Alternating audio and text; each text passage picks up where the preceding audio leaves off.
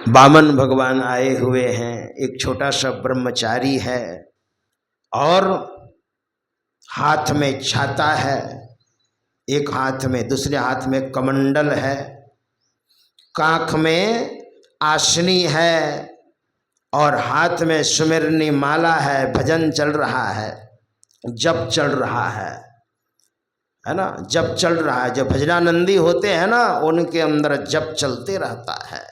जप करना यानी भजन करना। हमारे गुरुदेव ने भी कहा है, अति पावन गुरु मंत्र मन ही मन जाप जपो, मन ही मन जाप जपो, उपकारी गुरु रूप को मानस ध्यान थपो, मन ही मन जाप जपो। वामन भगवान कह रहे हैं, एक भक्त ने बड़ा सुंदर कहा है, तेरे द्वार खड़ा भगवान भगत भर दे रे झोली, भगत भर दे रे झोली। तेरा होगा बड़ा एहसान कि जुग जुग रहेगी तेरी शान, भगत भर दे रे झोली। तेरे द्वार खड़ा भगवान भगत भर दे रे झोली। शुक्राचार्य मना कर रहे हैं, मत जाओ। लेकिन बलि ने सोचा, मैं दाम तो दूंगा। बलि तज्यो, है ना, गुरु बलि तज्यो कंतप ब्रज बनितनी भय मुद मंगलकारी। और बलि ने जाकर के कहा, ब्रह्मचारी कहो क्या चाहिए, मैं यज्ञ कर रहा हूं और यज्ञ में दान पुण्य करने का बड़ा महत्व होता है, अक्षय होता है, तो कहो क्या चाहिए। कहा, राजन मैं ठहरा ब्राह्मण और ब्राह्मण को बहुत संतोषी होना चाहिए, 3 पग मुझे भूमि चाहिए। तो बलि को बड़ी हंसी आई। कहा, 3 पग? अरे 3 पग, एक तो छोटा सा शरीर है, 3 पग में? कहा, राजन ब्राह्मण को संतोषी होना चाहिए, ज्यादा नहीं, लोभ से पाप होता है। त्रिविधम नरकस्येदम द्वारम नासन मात्मनः कामः क्रोधस् तथा लोभस्। काम क्रोध लोभ ये 3 नरक के द्वार हैं। मैं संतोषी ब्राह्मण हूं और राजन वो आपके पैर से नहीं, मैं अपने पैर से लूंगा। अरे और छोटा, पहले तो कहा कहो तो मैं तुम्हारी शादी करवा दूं, बढ़िया ब्राह्मण घर में ब्राह्मणी कन्या से, और इतनी संपत्ति दे दूं कि जीवन भर कहीं याचना करने की आवश्यकता नहीं पड़ेगी। राजा बलि के यहां आप खड़े हैं ब्रह्मचारी। भगवान मुस्कुरा रहे हैं कि बस मैं संतोषी हूं। का ठीक है, लेकिन मौखिक नहीं राजन, संकल्प कीजिए, है ना। हाथ में जल लीजिए, 5 सुपारी लीजिए, तुलसी लीजिए और जल डालिए और संकल्प कीजिए। क्या पता मौखिक बोल करके और बाद में मुकर जाएंगे आप। शुक्राचार्य ने सोचा, ये क्या करने जा रहा है मेरा चेला।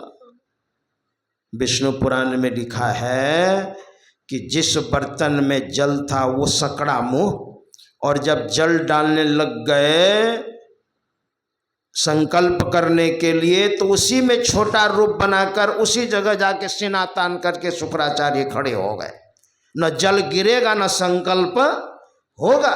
वामन भगवान ने सोचा, शुभ काम में जो टांग अड़ावे ना, उसकी एक आंख गायब कर देना चाहिए। कहा वामन भगवान ने, राजन लगता है कोई कीड़ा उड़ा कुछ फंस गया होगा, ये संकड़ा मुंह है ना, तो ऐसा कीजिए ना, एक छोटी सी पतली सी लकड़ी लीजिए, इसमें डालिए तो वो कीड़ा हट जाएगा, पानी गिर जाएगा।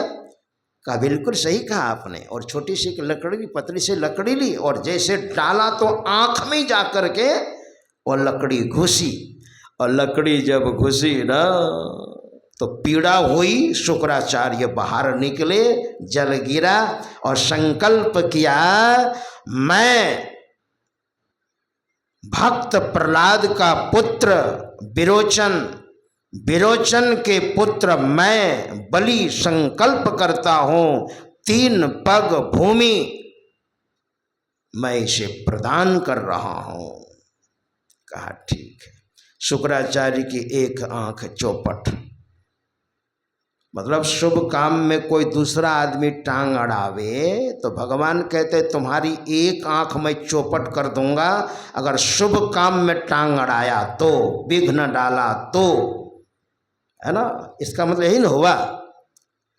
और जब लिया और कहा राजन अब मैं लूं, और जब चरण को जब उठाने लगे ना तो 2 चरण से तो आकाश पाताल सब माप लिया, और तीसरा चरण कहाँ रखूंगा, क्योंकि तुमने संकल्प किया है।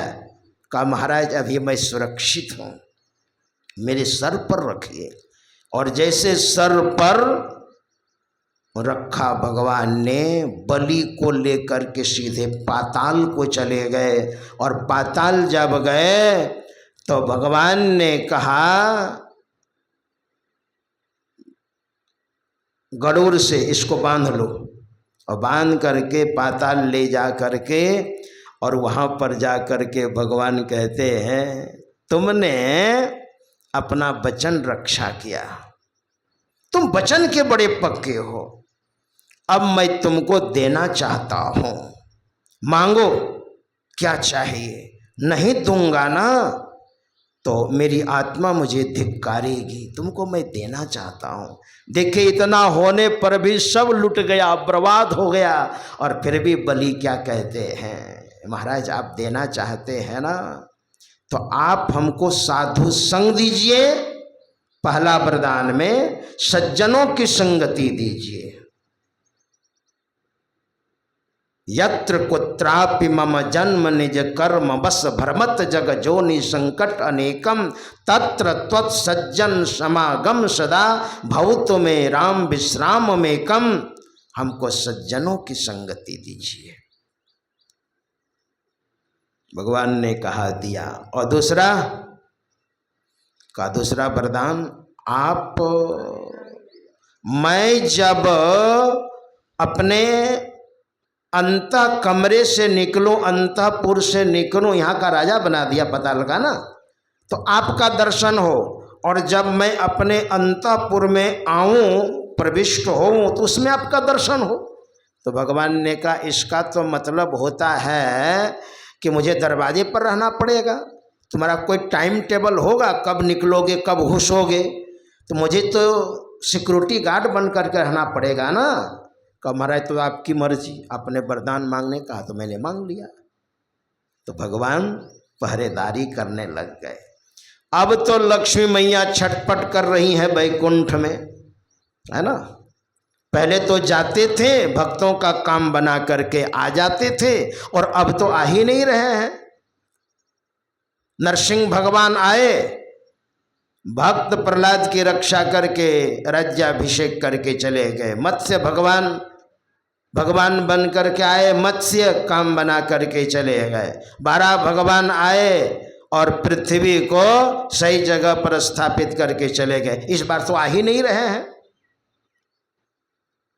तो नारद बाबा वहाँ पहुँचे, नारद बाबा ने सब कुछ बताया, देवी वहाँ चले जाइए। अब वही लक्ष्मी मैया एक नवयुवती का रूप धारण करके और बलि के दरवाजे पर आ करके, और लक्ष्मी मैया कहती हैं ओ बलि भैया, बलि भैया, ओ बलि भैया।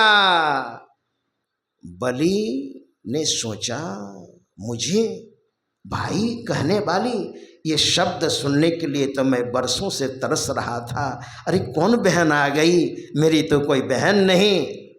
लेकिन सामने में देखा निकल करके वो तो एक नौयुवती मुझे, वाह।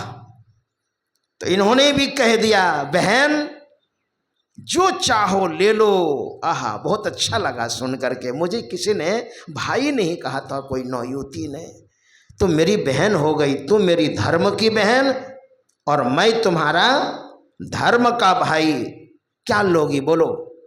कहा हीरा जवाहरात मणि माणिक्य मुक्ता हल हाथी घोड़े चल अचल संपत्ति पैसा रुपये, क्या का ये सब मेरे पास है।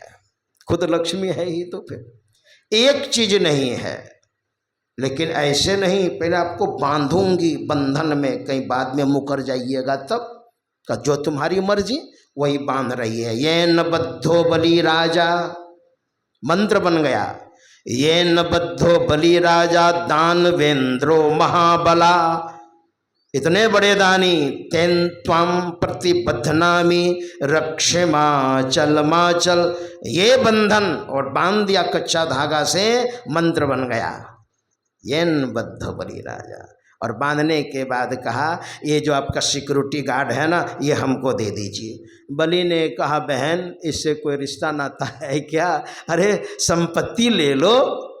कहा है ना, मैं लक्ष्मी और ये मेरे पति भगवान विष्णु। अपने रूप में आ गई लक्ष्मी मैया, भगवान विष्णु को लेकर के चली। उसी दिन से यह पर्व आ रहा है, सतयुग से यह पर्व आ रहा है रक्षाबंधन। वह समय श्रावण पूर्णिमा का था। ये बहुत पवित्र पर्व है। श्री सद्गुरु महाराज जी की